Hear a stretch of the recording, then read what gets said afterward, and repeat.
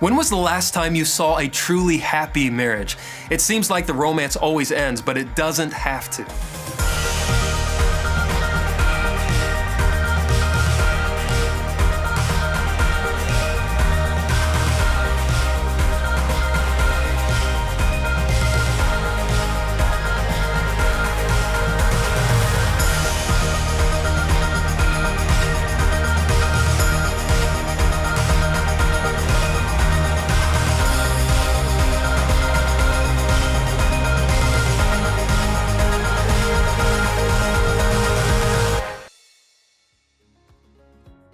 You know, on their wedding day, most people believe they'll have a happy marriage. But how do you keep the flame going as the years go by and the disagreements escalate?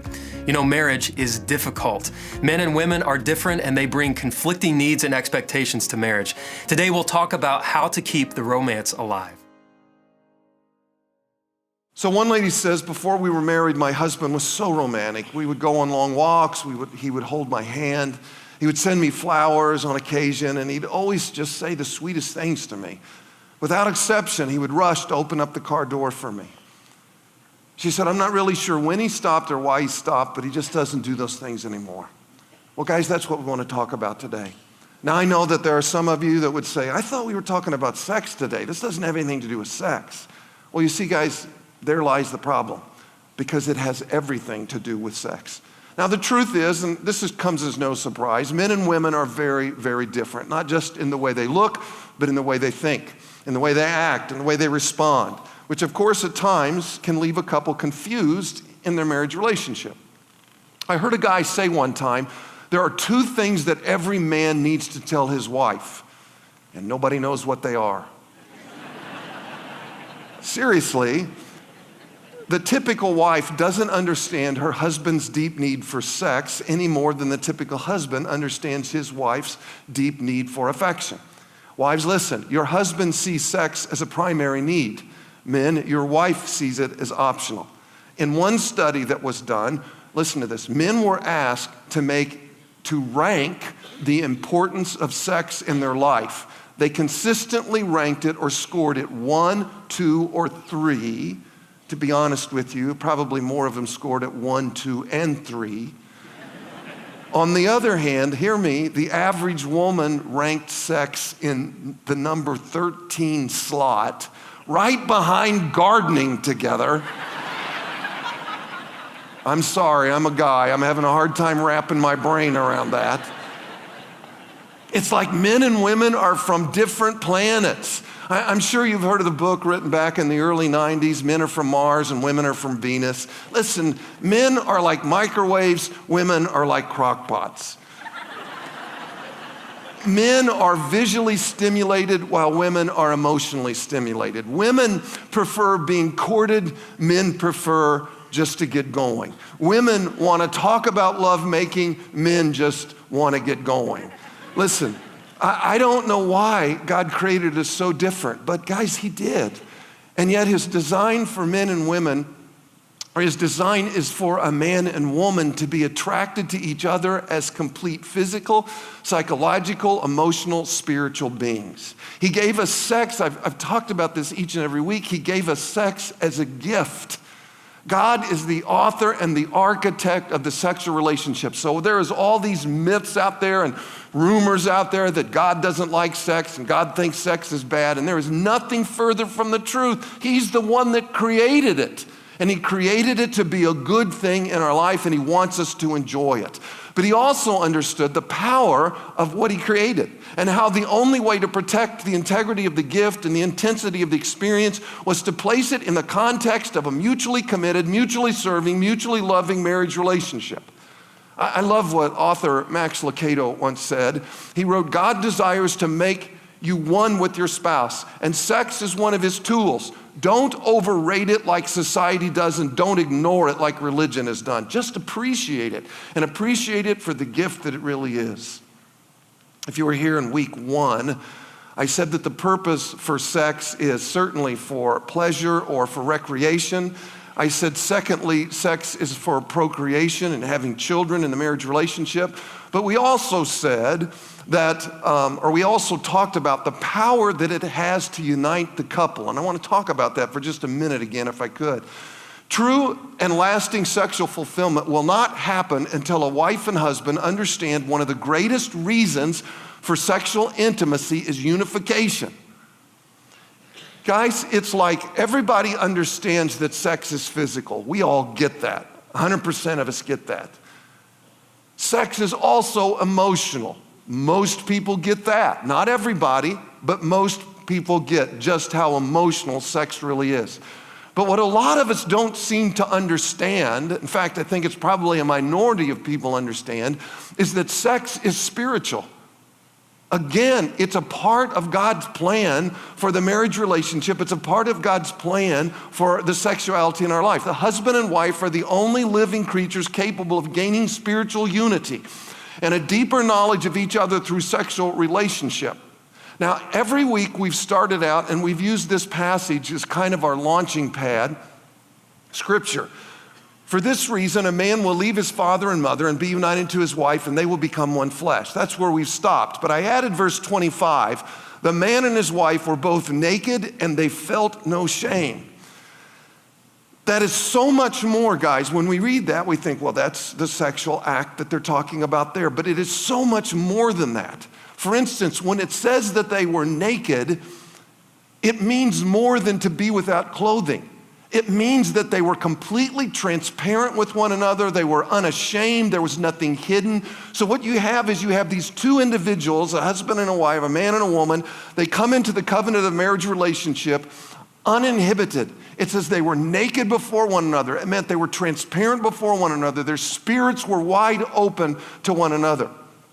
Now, certainly, guys, you can have sex and not be open to the person that you're having sex with. But when you do, you're abusing God's wonderful purpose of sexual intimacy. Everything about human sexuality was designed to be intimate, to bring us together in a spirit of unity. Think about it. We're the only living creatures, I said it a couple weeks ago, we're the only living creatures that sexually relate face to face. That's certainly not true in the animal kingdom. Now, let me segue this over, and I think it'll make sense. In Philippians chapter 3, the Apostle Paul is talking here, and he says, I want to know Christ and the power of his resurrection and the fellowship of sharing in his sufferings, becoming like him in death. Here's what I want you to see. He says, I want to know Christ. This is the same word that's used in the original language. It's the same word that's used in Genesis where it talks about Adam knew Eve. It was intimate relationship. Adam knew Eve. So what Paul is saying here is he's like, I want to know Christ. In other words, I don't just want to know who he is. I want to know him. I want to be one in spirit with him. And so the same word is used when they're talking about knowing each other in a marriage relationship. So again, I'm just trying to make the point to you that the reason for the marriage covenant is so that we would have an understanding of what it means to be one in spirit with God. So here is what I'm trying to help you understand. The sexual component of your marriage is the most significant part of your relationship. Now, that doesn't mean that having sex is the most important thing in your relationship. It's important, but not for the reason most people think. Sex is important because it tells us what we really are. It tells us where we really are as a couple instead of where we think we are. It tells us where we are as a couple instead of where we think we are. It puts our relationship under the microscope and it reveals so much about the health of our marriage. So let me start by giving the men a couple things that your wife would like for you to know, and then I will give you wives a couple things that your husbands would like for you to know. So this is a time to pull out your notes. It's important that you do that, guys, so that your spouse knows, that your wife knows, and wife, so that your husband knows you care about what I'm about to say. So pull your notes out if you would. And the first thing, guys, that your wife wants you to know, number one, is communicate and take a genuine interest in her. Communicate and take a genuine interest in her. I've said this so many times before, but the three most important things required for successful marriage are what? Communication, communication, communication. If you want your wife to be open to you, then you must learn to communicate with her. You must take an interest in her life, in her pursuits. You must become a sounding board that she can bounce things off of. When you don't communicate with her, she feels like you don't value her. And guys, not only do we sometimes not communicate, but sometimes we can actually even be rude about it or impatient with our wives. Listen to me, please. When you're rude or impatient and you don't take time to communicate with her, you are closing down her spirit. So let me come back to that. You come into the marriage relationship with your spirits wide open. You are naked before one another. In other words, uninhibited. You are transparent before one another. But guys, when you don't communicate with your spouse, it starts to close down her spirit. And before you know it, her spirit is closed and you will not be able to connect with her. And that happens all the time in marriages, and nobody can understand. Guys don't understand, women don't understand. Why can't we connect with one another anymore? It's because her spirit has been closed. And when you close down her spirit, you are closing down her interest in being intimate or sexual with you. Josh McDowell is an apologist and an author. I loved what he said. He said, the chief dysfunction in a marriage today is not sexual, but it's verbal.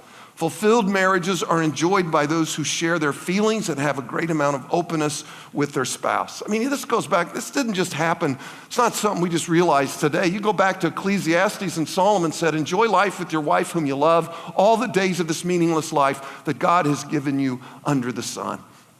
I know for me, I found that for my marriage, it's best when Sandy and I take time to communicate with one another, when we take time to talk to each other about our day, when we're sharing our feelings, our thoughts, our thinking, and we're getting each other's advice and counsel. Our marriage is better when we're verbally interactive. Researcher Terry Schultz made this comment. He said there was a study that was done. This is really good. It's important anyway. Although many women choose their partners based on sex appeal, research shows that if they had to do it all over again, the ability to communicate is much more important to them today. Communication in a marriage relationship ranked higher than sexual attraction, physical appearance, and even personality. That's a big deal.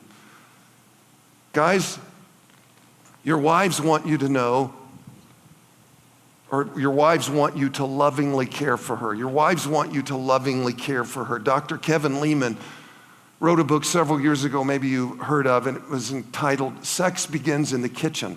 And the point of the book is that romance doesn't start in the bedroom.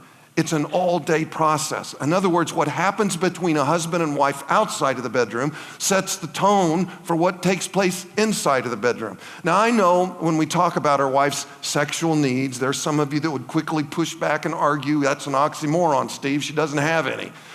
But that's not true. It's just that her needs start before you get to the bedroom. Guys, again, how often, for instance, are you telling your wife that you love her? Well, I don't need to tell her. She knows that. Oh my goodness, guys. How often are you telling her? You need to tell her. She needs to hear you say it. She needs to see you demonstrate it as well. Maybe on occasion, for instance, you clean up the kitchen after dinner, or you put the kids to bed while she soaks in a hot tub, or maybe you call her and say, don't cook tonight. I've got a sitter for the kids. I'm taking you to your favorite restaurant. Several years ago, for instance, I was vacuuming the carpet, and as I was vacuuming the carpet, I happened to look up, and Sandy was standing off behind me to the side, and she had a big smile on her face, and I said, what? And she said, every time you vacuum, it turns me on.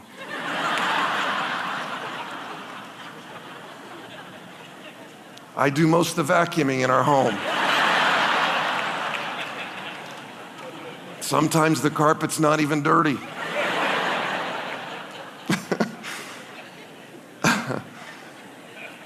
Now, I hope that your point in doing these things is because you love your wife, not because you're trying to entice her, and yet at the same time, the perks can be nice. Ephesians chapter 5, Paul writes, husbands, love your wives. How? Just as Christ loved the church and gave himself up for her. So you see what I'm saying? I can take you all throughout the New Testament and show you. The scripture makes it clear that, again, the covenant of marriage, the relationship with marriage, is so that we can understand our relationship with Jesus. Love your wives just as Christ loved the church. How did Christ love the church? Well, obviously Christ served the church. He gave his life for the church. So guys, when you lovingly care for your wife, you're showing that your wife is more important to you than you are to yourself. Here's something else, guys, that your wives would like. Show affection with no strings attached. She would like for you to show affection with no strings attached. Guys, I've already said it, but I can't say it enough. Women need affection. Psychologist James Dobson once said that women need 10 meaningful touches a day for a healthy relationship. Women need 10 meaningful touches a day for a healthy self-esteem. I have to share this with you. After the first service, after 9 o'clock, a guy came up to me and he said, "This shows you how easily texting can get messed up." And I said, "Why is that?" And he showed it to me. His wife is out of town, and he put the notes to the message on there. And he said in there that Pastor Steve said that a wife needs this 10 times a day. And she texted back and said, "That you need sex 10 times a day?" Big question mark. Yes. Anyway. And so a woman needs affection 10 times a day.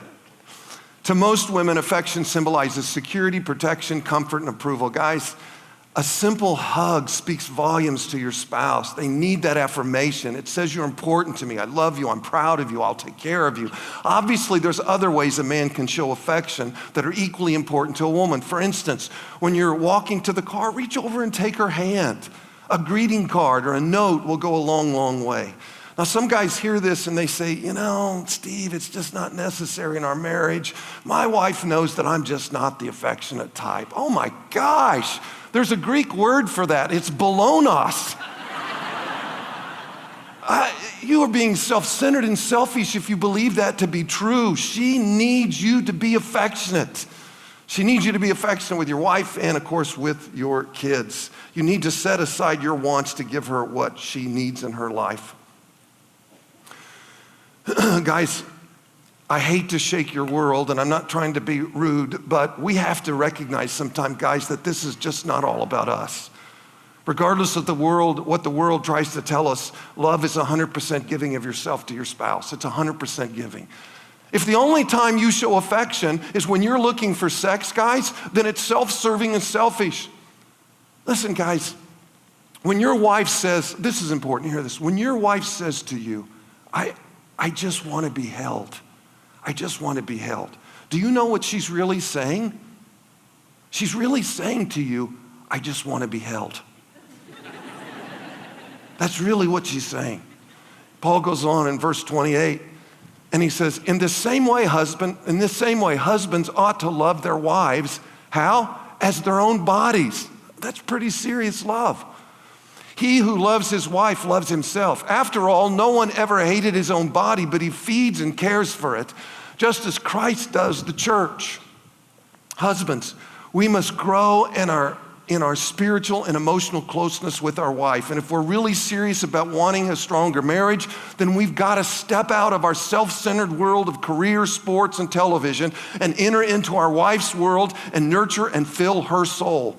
Because men, our wives are not impressed with how successful we've been or how many deals we close or how much money we've made. What gets their attention is when we set aside our own wants in order to get involved with her needs.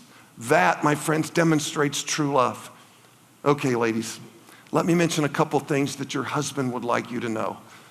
First, number one, creativity. Men are more adventurous. Those who see sexual activity with their spouse as some type of a chore or some type of a duty, they are absolutely missing out on God's special gift that He has for your marriage. So ladies, take your husband on a special overnight stay somewhere. Invite him to come home for lunch some afternoon when the kids are not there. Be creative and make it an experience rather than a duty. Variety will certainly add spice to your marriage and joy to your husband. Listen, ladies, you spend a lot of time putting together an outing with your friends or a party for your kids. Why not be willing to put the same amount of energy in planning a special night or weekend with your husband? Now, granted, guys, I know this works both ways. Guys, you need to plan special nights, and women, ladies, you need to plan special nights, but we're talking to ladies right now. Creativity. Number two, frequency. Is intimacy in your marriage a rare thing, or does it happen with regularity? Is it something you both look forward to with anticipation, or ladies, is it something you make excuses for or try and avoid? I'm sure this is no big surprise, but surveys show that husbands desire sex more often than their wives do.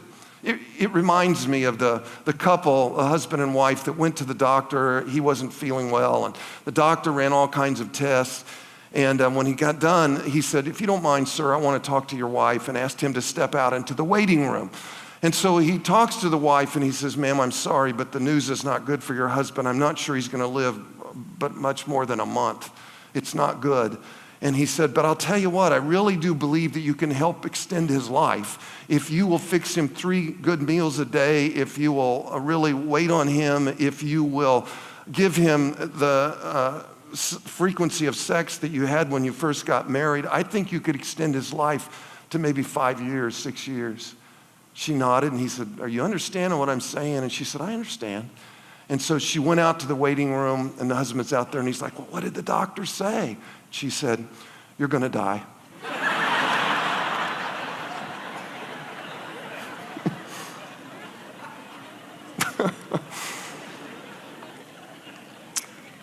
Now, guys, I'm not telling you to be legalistic about your frequency, but I'm telling you the two of you should talk about it. Now, that seems like an easy statement, but in reality, it's amazing how many couples that's difficult.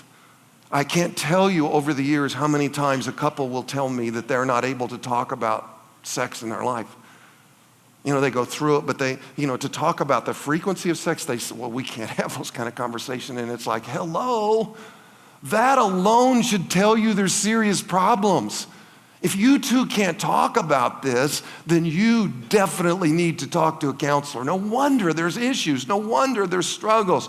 You need to be able to talk about it together. Yes, guys, there are times that sex should be spontaneous. Yes, but there should also be times that it's planned and intentional. Friends, it's important for us to make certain that within the marriage relationship, we try to honor one another above ourselves. Paul even talks about this frequency issue. Again, we don't, a lot of times we think, well, the Bible doesn't have anything to say about this. Yes, it does. In 1 Corinthians 7, Paul says, "The husband should fulfill his wife's sexual needs, and the wife should fulfill her husband's needs. The wife gives authority over her body to her husband, and the husband gives authority over his body to his wife." Listen, do not deprive each other of sexual relations unless you both agree to refrain from sexual intimacy for a limited time. Why? So that you can give yourselves more completely to prayer. Afterward, you should come together again. Why? So that Satan won't be able to tempt you because of your lack of self-control. So Paul says there should be frequency, it should be planned, but if you've got to interrupt it so that you can spend time in prayer, that's an okay thing. But once this is resolved, then my goodness sakes, you got to come back to frequency. You've got to come back to it in your marriage relationship. Otherwise, you're opening yourself up for temptation. So ladies, creativity, frequency, and then number 3, affirmation. Your husband needs to know that you're proud of him, that you believe in him, that you trust him as a husband and as a father. Ladies, I think you would be shocked by the positive change that will take place through affirmation, because most guys will try to live up to their wife's opinion of him. Listen, the male ego needs a whole lot of strokes and validation. Ladies, if you really want a stronger marriage, then I would encourage you to affirm your husband. Now, before I close, I want to throw in one more point. And that is, I look for an excuse every time I'm doing a marriage message or anything like this. I look for an excuse to throw this in because I think this is a big problem today. Ladies, listen to me. Never under any circumstance let your husband convince you to bring pornography into your marriage. Never under any circumstances let him convince you to bring pornography into your marriage. Some have been convinced that it will somehow stimulate or spice up a dry marriage. It might stimulate you for a moment in time, a very brief moment in time, but it will do major damage to your intimacy, I promise you. The sexual relationship is to be an intimate outward expression of our love for our spouse. The use of pornography is always selfish, and it will short circuit something that God intended to be beautiful, tender, romantic, and self-giving. And then last, find some books in an area that you're struggling with. People say, well, I don't like to read. Come on, guys, invest in your marriage. So like one book that I like to recommend is His Needs, Her Needs by Willard Harley. And I actually have in Capstone, I told him to put up there's a bookshelf that have the books that I'm recommending on there, and any one of them would be good, but this is one that's on there. I've recommended for years, His Needs, Her Needs. And so here's what I'd recommend you do. Use it as a devotional book in your marriage for a while. In other words, say like after we get the kids to bed, we're gonna take 30 minutes, 45 minutes, and one of us is gonna read out loud, and we're gonna read about 8 pages, maybe 10, and then we're gonna put the book down and we're gonna talk about it. Now, some of you are like, are you kidding me? Do you know the tension that would create? Do you know the arguments that it possibly could create? Yes, that's the point. Do you not understand? That's the point. You see, what happens in marriages is that we get blind spots. We don't know why we're not connecting. We don't know why our spirits have gotten closed, and so we don't know how to fix it because they're blind spots. But when you get into a book like that, it forces you to talk about things you might not have talked about, and so tension's okay. Because it's through the tension that you can work things, you can resolve it, you can work things through or work things out.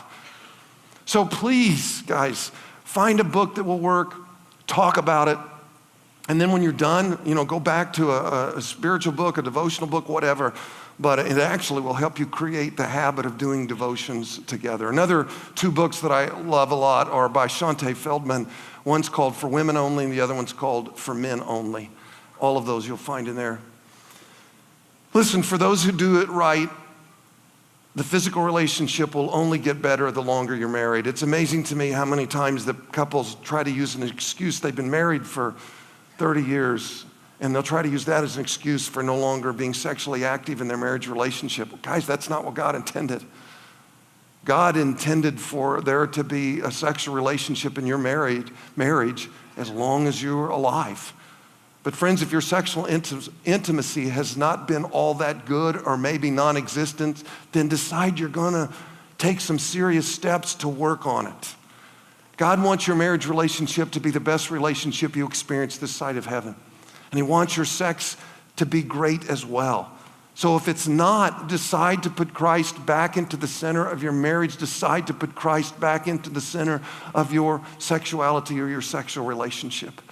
If you need help, then by all means, call us. We can give you names of counselors that we've vetted and we feel good about, and we'll give you those names.